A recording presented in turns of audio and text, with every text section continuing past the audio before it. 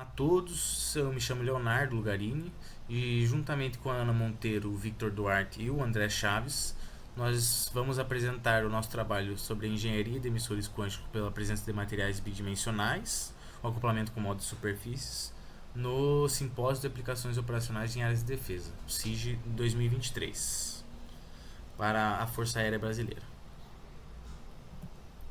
A motivação do nosso trabalho tem como base a comunicação quântica e o seu grande potencial de revolução na área militar de defesa, comunicação e segurança.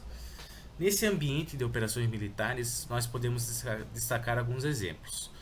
Por exemplo, os satélites militares quânticos. Na sua rede, a comunicação pode se tornar mais segura com distribuições de chaves quânticas. O armamento, utilizando criptografia quântica e processamento de dados de uma maneira quântica, o guiamento de munições inteligentes e sistemas de armas pode se tornar mais eficiente. Na infraestrutura, a proteção contra ataques cibernéticos será muito mais eficiente usando criptografia e criptoanálise quântica. As redes de computação quântica utilizadas como a base de todos esses outros exemplos anteriores tornam mais eficiente o processamento de informações. E a inteligência artificial quântica é uma maneira de tornar mais eficiente operações militares e a tomada de decisões estratégicas. Continuando com as motivações, para as aplicações de tecnologias quânticas na área de defesa militar, é necessário que exista um meio de comunicação que seja eficiente e seguro quântico. Para isso, nosso trabalho focará em emissores quânticos, pois eles são a peça-chave para estabelecer essas comunicações nessa escala quântica.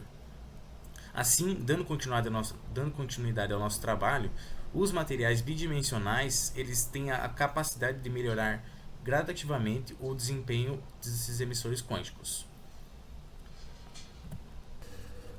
Continuando com os materiais bidimensionais, nós temos o acoplamento da luz-matéria nos mesmos.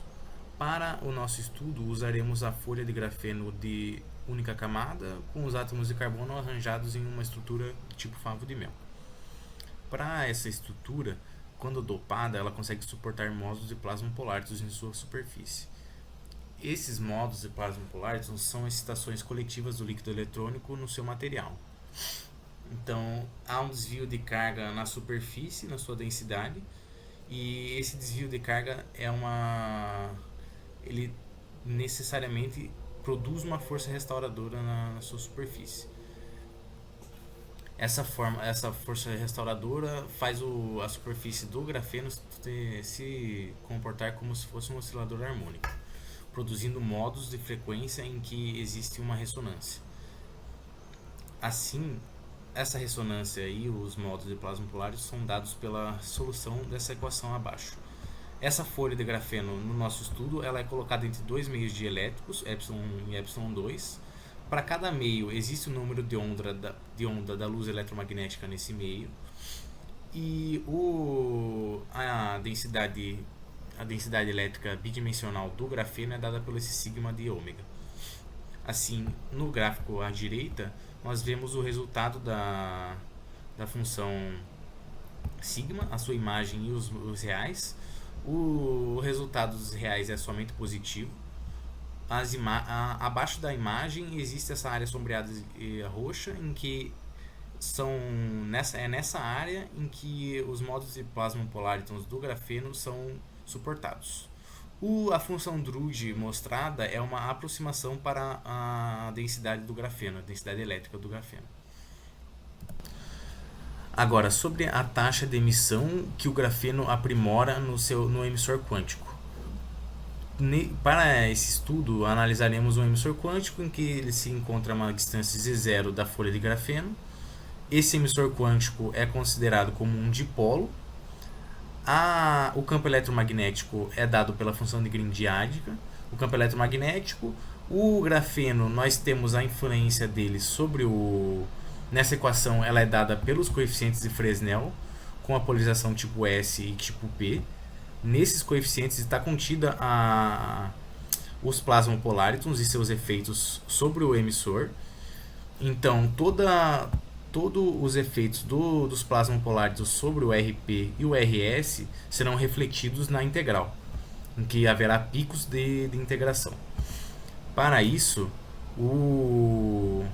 A função de gniddiádica é utilizada para analisar o campo eletromagnético normal do emissor e o campo eletromagnético evanescente, em que um influencia o outro e existe uma superposição de campos. Assim, para esse fator de Purcell, que é o P sobre P0, nós conseguimos fazer com que ele seja equivalente à taxa de emissão de fótons dada por gama sobre gama zero, um resultado da quântica. Ok, eu me chamo Vitor Duarte e vou dar continuidade à apresentação do Leonardo. Então, agora que já falou um pouquinho sobre a importância dos emissores quânticos para a comunicação quântica e aplicações de defesa e segurança, e sobre como a gente consegue aprimorar, né, a taxa de emissão, que é a principal figura de mérito dos emissores quânticos pela presença de materiais bidimensionais, agora a gente vai mostrar um pouquinho de resultados, né, práticos, de cálculos que a gente fez para esse sistema em questão de um emissor quântico aproximado como um dipolo elétrico na direção perpendicular a uma distância Z0 da folha de grafeno. Então, aqui a gente pode ver, né, esse gráfico, a gente calculou a potência, o P sobre P0, que dá o fator de Purcell lá, que está relacionado à taxa de emissão de fótons, em função da frequência de oscilação do dipolo, que no caso é o emissor quântico, e o Z0, que é a distância entre o emissor quântico e o grafeno, dando esse gráfico aqui com mapa de cor, né, encodado pela distância. Então a gente pode ver que a potência ela tem sempre um certo pico para um certo par de frequência e de distância, e a potência ela sempre decai, né, tanto para quando a frequência cresce como quando a distância cresce. Mas, de qualquer forma, ela continua em valores bem altos, o que está relacionado à presença dos módulos de plasma polar estão acoplados ali ao emissor quântico. Então, para tirar dessa figura informações mais diretas e mais práticas, no sentido de fazer engenharia, a gente pega recortes dessas medidas, né? Então, primeiro a gente pega os valores de emissão máxima, então o valor máximo aqui, esses picos, né, o valor máximo de potência para cada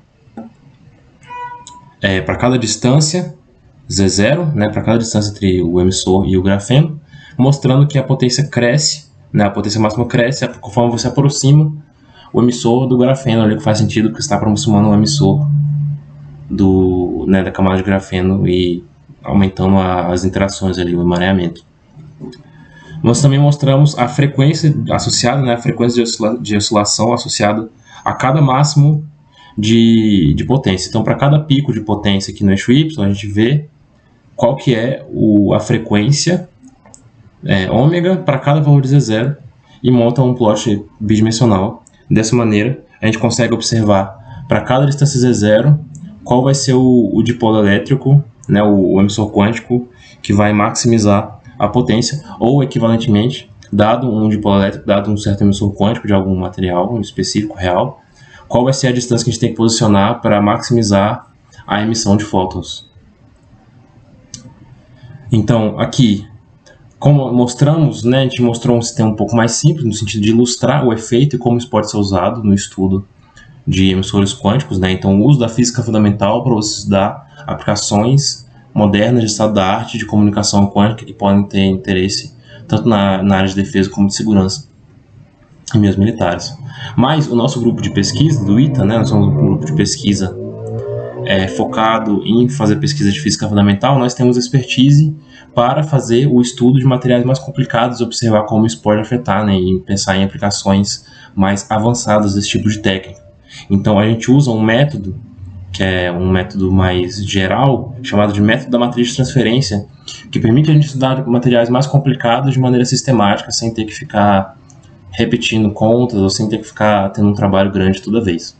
Então aqui a gente mostra esquematicamente, né, cada cor dessa representa um material diferente, que vai ter uma certa configuração elétrica, né, vai ter certas propriedades elétricas, que vão estar encodadas numa certa matriz que a gente chama de M, e indexa por um índice que está associado à ordem dos materiais, né? Então você tem o material 1, 2, 3, 4 e cada material desse vai ter uma matriz. E aí essas matrizes vão permitir a gente calcular as componentes do campo elétrico e magnético da luz refletido e transmitido, aqui denominados como Psi mais e Psi menos, né? Então em cada interface dessa você vai ter um campo elétrico e um campo magnético refletido e um transmitido. E isso está encodado nessas informações aqui que a gente vai, né, por meio dessas matrizes aqui, quando a gente multiplica todas, a gente consegue obter o campo elétrico final em função do campo elétrico inicial. E aí todas essas contas elas podem ser feitas utilizando um código de computador que nós desenvolvemos e que está em constante desenvolvimento, no sentido de estudar materiais mais complicados e incluir efeitos físicos mais interessantes. Nossas perspectivas futuras são utilizar esse código, né, utilizar o método da matriz de transferência para analisar o efeito de materiais combinados no desempenho de emissores quânticos. Nós também queremos estudar, né, no sentido de pesquisa mesmo de física fundamental, o acoplamento de emissores quânticos com módulos de superfície anisotrópicos, que são módulos de superfície que não se propagam da mesma maneira nas direções x e y, né, nas duas direções do material bidimensional, e analisar o efeito da presença de uma cavidade óptica na emissão de fótons, que é um sistema que a gente conhece pela literatura, que pode ter efeitos interessantes e que pode, né, ter uma física exótica que pode ser utilizada no sentido de criar novas aplicações tecnológicas, no caso aqui, né, focados, por exemplo, na própria comunicação quântica, que é o que temos interesse nas áreas de defesa e segurança, né, em meios militares. Para terminar, eu deixo aqui as referências que foram utilizadas no trabalho para escrever o artigo que foi submetido para a conferência. E termino a apresentação. Obrigado pela atenção de todos.